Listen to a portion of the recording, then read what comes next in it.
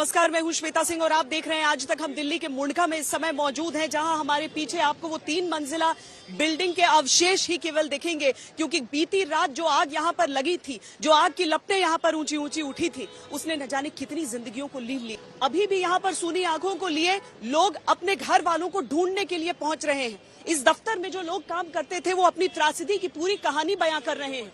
ऊपर के जो इलाके हैं, जो ऊपर जो पहली और दूसरी मंजिल है, वहां पर आपको रह रहकर जो राहत कर्मी है वो नजर आएंगे, जो कि और एक सीढ़ी जमीन पर पकड़कर लोग खड़े, महिला उतरने की कोशिश कर रही। वहीं दूसरी मंजिल पर अपने नंबर का इंतजार कर रही एक लाइन लगी हुई। कई घंटों तक जिंदगी और मौत का ये खेल यहाँ खेला गया।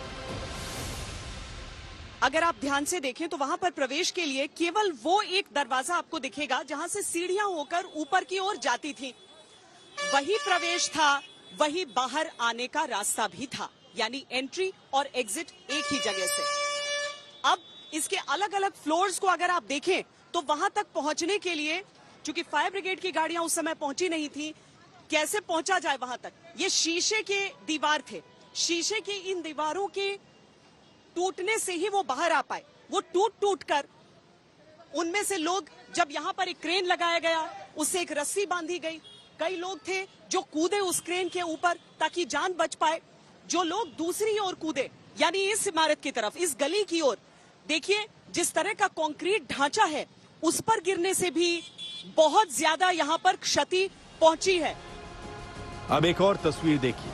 30 साल की रेणु कैसे एक रस्सी के सहारे बिल्डिंग से छलांग लगाती है। रेणु की किस्मत अच्छी थी कि वो मौत को मात देकर बाहर आ गई, लेकिन रेणु के कई साथी वहीं रह गए, जिन्हें वो अब दोबारा नहीं देख पाएंगे। जाकर लोग शोर शराबा करने लगा, रोने लगा। फिर जाकर वो शीशा टूट ही नहीं रहा था, इतने कोशिश कर रहे थे। फिर एक क्रेन आया, कोशिश कर रही थी कि शीशा तोड़ दे। जब आदमी से ने, हम तो रो रहे थे, हम चिल्ला रहे थे, हम गिर रहे थे पानी के लिए। वो जाकर तब जाकर वो बहुत बड़ा ब्रेंच था, वो जाकर तोड़ा। फिर जाकर वो टूटा था, आगे क्रेन वाला रोड पर जा रहा था, उनको सब पकड़ के लाया, तब थोड़े महिला के निकाले। बिल्डिंग के हर कोने में यही कहानी थी, लेकिन किसी तरह एक कोशिश बिल्डिंग के उस हिस्से में की जा रही थी। कुछ सीढ़ियों को जोड़ा गया, वहीं एसी का सहारा लेकर लोग बिल्डिंग से बाहर आने की कोशिश कर रहे हैं।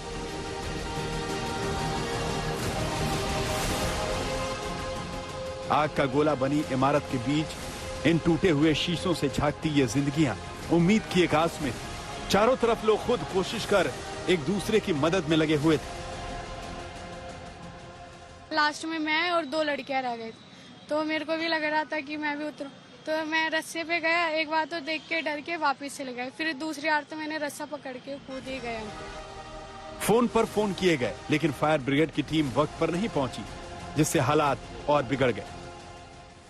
आने जाने वाले लोगों को इशारा किया, उसके बाद उन्होंने रुका, हमने फायर ब्रिगेड को भी कॉल किया। अगर सर फायर ब्रिगेड टाइम से आ गई तो हमें एक भी पर्सन की हानि नहीं होती। 3 मंजिला इमारत में करीब 150 लोग थे। दूसरे मंजिल पर सबसे ज्यादा लोग थे, जहां मोटिवेशनल स्पीच चल रही थी। सबसे ज्यादा मौत भी इसी फ्लोर पर हुई। पहले मंजिल पर मैन्युफैक्चरिंग यूनिट थी, यहाँ काम करने वाले सबसे पहले बाहर निकल गए। तीसरी मंजिल में सबसे बाद में आग पहुंची, यहाँ लैब थी। छत पर बिल्डिंग के मालिक का फ्लैट था। ये जो बिल्डिंग है, ये बिल्डिंग आपको दिखाई दे रही होगी, और इसी बिल्डिंग ये देखिए, ये बकायदा कांच के यहाँ पर जो शीशे हैं वो बिखरे पड़े होंगे। इस कांच के शीशे को बकायदा तोड़ा गया है और उसके बाद जो रेस्क्यू ऑपरेशन है उसको अंजाम दिया गया है। जिस वक्त फैक्ट्री में आग लगी, उसके मालिक भी वहाँ मौजूद थे। मालिक के पिता की आग में झुलसकर मौत हो गई, जबकि दोनों मालिकों सतीश और वरुण गोयल को गिरफ्तार कर लिया गया। दोनों के खिलाफ गैर इरादतन हत्या का केस दर्ज है। मामले की न्यायिक जांच के आदेश दिए गए हैं। आज तक ब्यूरो।